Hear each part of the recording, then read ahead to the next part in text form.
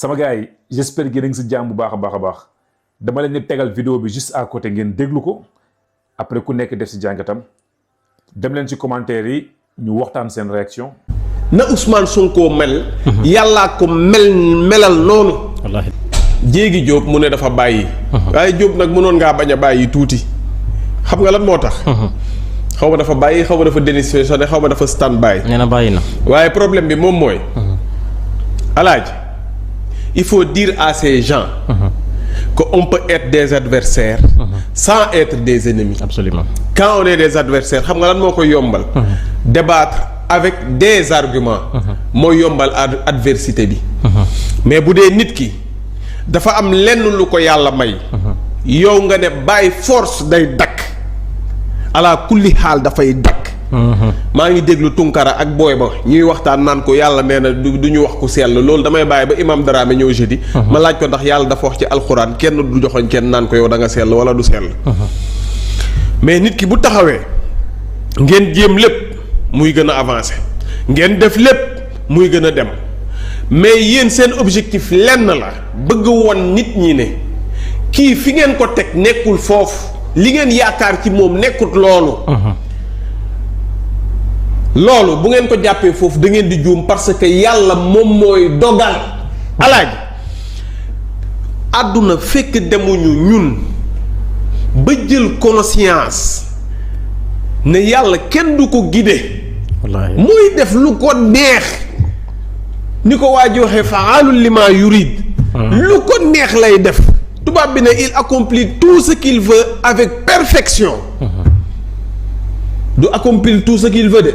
mais da koy def avec perfection. perfection du am tarfatal ayni boo xamante ne. imperfection la ci jëfu yàlla. macha allah daaka ji jeex na alhamdulilahi rabbil alamin ñëw nañ si jàmm ak salaam si daaka bu Médina Gounass daaka bi jeex na si jàmm ak salaam ñu ngi ñaanal président Bassirou Diomaye Faye premier ministre Ousmane Sonko yàlla nañ fi yàgg téeméer ngeen def fi 100 ans président Ousmane Sonko dem ñëwoon na fi si daaka bu Médina Gounass sagal nañu siggil nañu si barke Seydi Cheikh Tidiane ñu ngi ñaanal xalif général de Médina Gounass ñu ngi ñaanal Serigne Mountakha Bassirou Mbacké yàlla na fi yàgg téeméer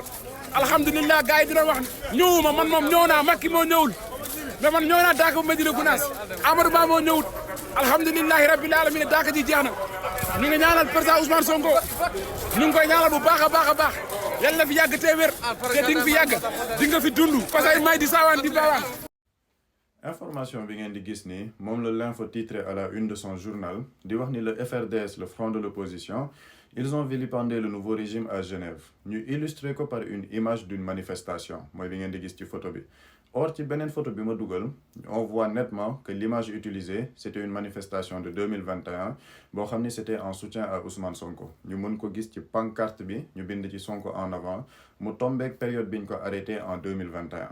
donc ñu gis ni journal bi dañoo utiliser image boobu flouter la pancarte pour que nit ñi bañ a xam ni c'était une image de 2021 donc on assiste à un cas typique de désinformation boo xam ne malheureusement une bonne partie de la presse ci la ñu nekk depuis plus d'1 an te ñu yàgg ko wax ci suñuy vidéo parce que gis nañ encore tey la une de la tribune bi nga xamante ni dafa ne pendant que la République joue à Dakar Arena le peuple meurt à Vélingara ce qui est une publication mensongère parce que tey le premier ministre ba muy dem Dakar Arena ba muy def sa communication dafa ne ñoom ci yoon bi la ñu yëg li nga xamante ni xew na fa mu présenter ses condoléances ba pare le ministre de l'éducation def un déplacement foofu donc on assiste à une presse majoritairement boo xamante ni dañoo am une attitude irresponsable qui est dans une cabale politico-médiatique pour faire face à ce nouveau régime parce que ci lañ leen di ràññee mooy la diffusion de fausses nouvelles de la désinformation boo xamante ni c'est fait sciemment pour entretenir une cabale politique te loolu ñun liñ ciy gis mooy on ne comprend pas la logique de l'information bi ñu gis démb ñu gis ne ADPME bi nga xamante ni day nekk agence pour le développement et l'appui des petites et moyennes entreprises ñu ne dañoo def benn fonds boo xamante ni dañ ko jagleel yenn entreprise de presse yi pour la restructuration de leur entreprise parce que dañoo nekk en difficulté ñun on ne trouve pas cette logique parce que pourquoi on devrait faire de la presse un secteur à part boo xamante ni day mel ni secteur boo xamante ni dañuy nekk un enfant pourri gâté dans la société sénégalaise parce que des secteurs yoo xamante ni dañoo nekk en difficulté bëri na fi les entreprises de BTP suite à l'arrêt des yenn travaux yi nekk nañ en difficulté le secteur de la santé am na yenn hôpitaux yoo xamante ni amuñ assez de matériel amuñ assez de place loolu c'est des secteurs yoo xamante ni soxla nañu genre appui yooyu mais on ne comprend pas pourquoi la presse bi nga xamante ni majoritairement yenn entreprises yi elles doivent de l'argent au fisc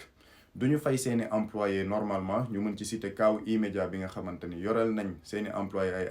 arriérés de salaire yoo xamante ni ëpp na ay mois fayuñ leen mais en retour ñu mën a bénéficier d'un appui pour la restructuration de leur entreprise ñun dañoo jàpp ni ce n'est pas cohérent par rapport à la ligne gouvernementale et dafa nekk loo xamante ni on ne doit pas faire de la presse un sanctuaire inattaquable parce qu'on ne peut pas avoir une bonne partie de la presse qui est dans la diffusion de fausses nouvelles di def lu leen neex ci dëkk bi du ñu wax loo xamante ni c'est une information vérifiée et après ñu mën a entretenir benn genre gentleman agreement boo xam ni day mel ni dañ leen di jàppale ci li nga xamante ni ñu ngi nekk di ko def donc ñun analyse bu ndaw boobu lañ ci doon def di wax ni encore une fois on assiste toujours à cette désinformation et à la publication de fausses nouvelles de certains journaux mais malheureusement on ne voit pas une riposte à la hauteur te loolu day indi benn jeexital boo xamante ni presse bi day jàppee boppam un quatrième pouvoir qui peut mettre la pression à ce nouveau régime te ñun ñu jàpp ni loolu il faut des mesures idoines yoo xamante ni publication de fausses nouvelles yi nga xamante ni presse bi dañ koy def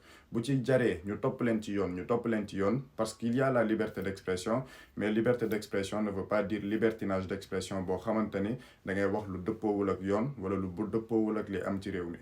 analyse bu ndaw boobu leen ci doon def di leen jox dig daje ci yeneen vidéo yi ñuy def incha allah. Ndeye Saly Diop mbokk ndeyam Bintu ñu ci Genève barki leen di président barkalla macha yéen maman de luxe yi yéen toog muy dox billaahi Cour des comptes war naa ubbi seen dossier parce que luy njiit yéenay njaat yéen a fi jay baadoole yi ba ñu saxi laaf enveloppe bi ngeen yóbbul Ndeye Saly Gueye xam ngeen ni du liggéeyam te yéen tamit yóbbuwoo leen enveloppe bi si gratuitement xam ngeen bu baax naaru ngeen fayeeku ngeen luy njiit yéenay njaat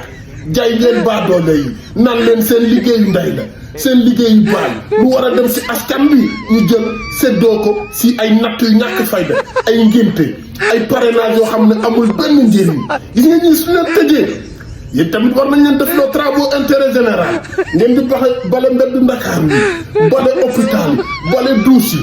bale prison yi fu Sénégal moom war ngeen koo dem bale parce que lépp yéen la soo leen bàyyi woon rek xam naa peut-être ñu liggéey mais gis nga baadoolo soo ko jaayee ba mu saxi laaf day tabar day yéene te lu muy yéene moomu ko loolu yéene leen raya ñu waxante dëgg donc daal patriote ñu partagé publier abonné Diop daa bàyyam dégg naa Jéegi Diop dafa bàyyi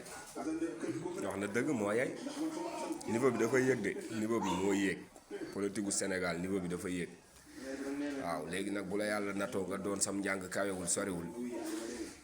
ñu woola des idées nga bañ da ngay mujj arrêté waaw da nag jëfi góor dëgg la Jéegi Diop def Jéegi Diop jëfi góor la def waaw parce que nag réew boo ko àndeek ay nit ñii jël 125 milliards ñii jël 94 milliards ñii ay 2 milliards xam nga ñu séddoo alal ji nga ñëw bëgg a tegaat sénégalais yooyu gëm loo leen di leen ñii mënuñu dañoo tële incompétence dañu mus dem ak yàgguñu fi mais sénégalais yi seen niveau romb na foofu te sénégalais yi cuune gu toll ni yéen ñi sàcc alal ji ñuy dëppaat di leen joxaat réew mi xam nga yow fajar sël mu rek jàkkaarloog lii tey mbooloo moo xam ne Ousmane Sonko lañ doon xeexal nga ni yow mënoo si Ousmane Sonko dara nga jël mbooloom ñëw affiché ko bàyyi mbooloo ma leen doon xeexal ñun 25 personnes lañ gis ngeen xëy indil ñu jàllu mbooloo mais loolu du politique ay fen ak tappale lalu ko nañ waxante dëgg teg des débats des idées indi ay argument mais yow xam yow duul day nangam imaginer nga yow fajar ñun la daaka ja Ousmane Sonko demoon maa Ousmane Sonko da ngaa foogoon nit ñi sax est-ce que duñ ko sàkkami ndax mbooloo mi niñ ko ñëwee tatafu ko fees del nga xëy nga ne ñu gis nga daaka ji nit ñi dañoo julli rek dem kenn te Ousmane Sonko fa la julli xam nga tamit politique boobu waa APR bëgg a teg tamit yooyu xeetu fen moo xajul ci dëkk bi waaw yow ñun ñu jàkkaarloog daaka nit ñi accueillir Ousmane Sonko mu def fa discours bu neex toog nga xëy nga ni ñu daaka nit ñi dañoo julli dem te Ousmane Sonko daaka la jullee tamit yooyu du politique ngeen def seen benn mouvement bi 21 personnes la li ñu wàññi lépp 21 personnes la nga xëy indil ñu marche bañ doon defal Ousmane Sonko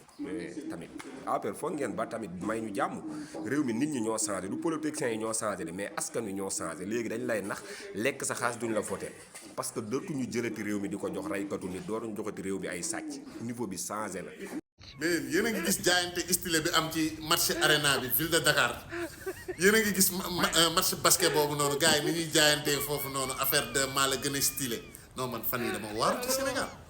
ay jiin yu ñu ay taatu jiin yu ñu taf ci poxotaan ci dënd bi ay poxotaan oh mais man ci naag Sénégal yi lan ngeen di jaayante stylé ci culture u jàmbur doo leen forcer seen culture waaye yéen a ñàkk jom waay jaayante style bi nga gis jigéen ñi di xuus góor yàlla yi jóge fee mel ni ay baaxoñ